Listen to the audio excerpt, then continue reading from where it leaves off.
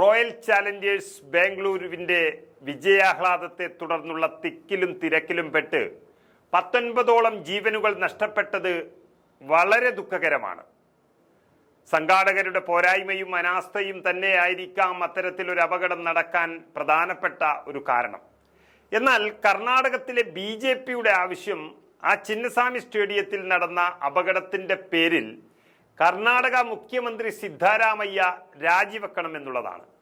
സംസ്ഥാന സർക്കാരാണ് ഈ മരണത്തിന് കാരണം എന്ന കള്ളന്യായമാണ് BJPയുടെ സംസ്ഥാന നേതൃത്വം മുന്നോട്ട് വെക്കുന്നത്. എന്നാൽ കോൺഗ്രസിന് ഒറ്റ മറുപടിയേ ഉള്ളൂ. മുഖ്യമന്ത്രി സിദ്ധാരാമയ്യ രാജിവെക്കും. അതിനു മുൻപ് ഒറ്റ കണ്ടീഷൻ: പഹൽഗാം ഭീകരാക്രമണത്തിന്റെ ഉത്തരവാദിത്തം ഏറ്റെടുത്ത് ആദ്യം ഇന്ത്യയുടെ പ്രധാനമന്ത്രി മോദി രാജിവെക്കുക. അപ്പോൾ തന്നെ ആ നിമിഷം സിദ്ധാരാമയ്യയും രാജിവെക്കുമെന്നാണ് ഉറപ്പിച്ചത്. അതായത് പഹൽഗാം ഭീകരാക്രമണത്തിൽ പ്രധാനമന്ത്രി നരേന്ദ്രമോദിയുടെ രാജി ആരെങ്കിലും ഇവിടെ ആവശ്യപ്പെടുമോ എന്ന് ആണ് കർണാടക പൊതുമരാമത്ത് മന്ത്രി സതീഷ് ജാർക്കിഹോളി ചോദിച്ചിരിക്കുന്നത്. അങ്ങനെ ആ രാജി ചോദിച്ചു വാങ്ങുകയാണെങ്കിൽ സിദ്ധാരാമയ്യയുടെ രാജിയും ചോദിച്ചോളൂ എന്നാണ് കർണാടക മന്ത്രിയുടെ നിർദ്ദേശം. ചിന്നസ്വാമി സ്റ്റേഡിയ ദുരന്തത്തിന്റെ പേരിൽ കർണാടക മുഖ്യമന്ത്രി രാജിവെക്കണമെന്ന ആവശ്യത്തോട് കർണാടകയുടെ മൊത്തം അഭിപ്രായവും ഏകദേശം ഇങ്ങനെ തന്നെയാണ്. RCBയുടെ വിജയാഘോഷ ചടങ്ങിനിടെ ആളുകൾ മരിച്ചതിൽ എല്ലാവർക്കും ഖേദമുണ്ട്. മരിച്ചവർക്ക് ഒരു രാഷ്ട്രീയം ഉണ്ടാകുക പോലുമില്ല. ഒരു സർക്കാരിന്റെ പേര് പറഞ്ഞല്ല പരിപാടി സംഘടിപ്പിച്ചത്. എന്നിട്ടും BJP ചെയ്തത് മുഖ്യമന്ത്രി സിദ്ധാരാമയ്യയുടെ രാജി ആവശ്യപ്പെടുകയായിരുന്നു. എന്നാൽ നമുക്കറിയാം, 26ഓളം സിവിലിയന്മാരാണ് പഹൽഗാമിൽ കൊല്ലപ്പെട്ടത്.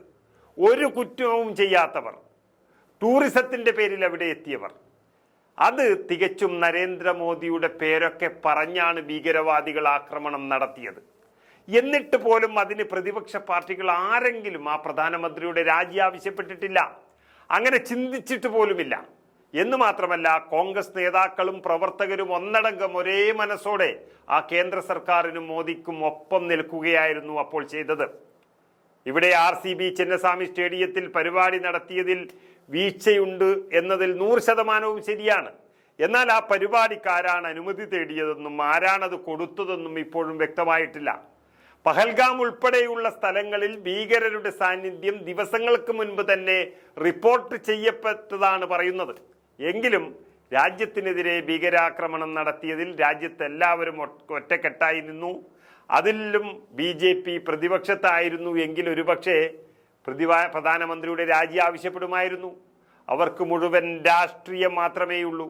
അതിൻ്റെ ഒരു നേർക്കാഴ്ചയാണ് ഇപ്പോൾ കർണാടകത്തിൽ കണ്ടത്. അതുകൊണ്ട് രാജി ആവശ്യപ്പെടുന്നതൊക്കെ കൊള്ളാം. ആദ്യം ആ നരേന്ദ്രമോദി അങ്ങോട്ട് രാജിവെക്കട്ടെ. അതിനുശേഷം സിദ്ധാരാമയ്യയുടെ രാജി നമുക്ക് നോക്കാം.